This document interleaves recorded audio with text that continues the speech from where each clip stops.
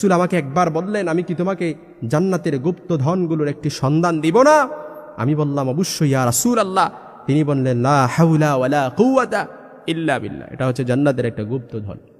প্রত্যেক দিন যে ব্যক্তি লা হাওলা ওয়ালা কুওয়াতা ইল্লা বিল্লাহ পূর্বে দুনিয়াতেই থাকতে আল্লাহ তাআলা তাকে জান্নাতের গুপ্ত ধনের মালিক বানায় দিবেন। সুবহানাল্লাহ বিহামদি। এই জন্য এই দোয়াটা পড়বেন, লা হাওলা ওয়ালা কুওয়াতা ইল্লা বিল্লাহ।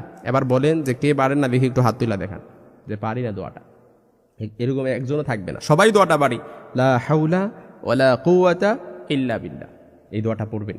এমনই কি যে ব্যক্তি ঘর থেকে বের হওয়ার সময় এই দোয়াটার সাথে একটু অ্যাডজাস্ট করে নেবে, বিসমিল্লাহি তাওয়াক্কালতু আলাল্লাহি ওয়ালা হাওলা ওয়ালা কুওয়াতা ইল্লা বিল্লাহ, বিসমিল্লাহি তাওয়াক্কালতু আলাল্লাহি ওয়ালা হাওলা ওয়ালা কুওয়াতা ইল্লা বিল্লাহ। যে ব্যক্তি এটা একটু অ্যাডজাস্ট করে নেবে, পূর্বে আল্লাহ তাআলা থেকে ঘর থেকে বের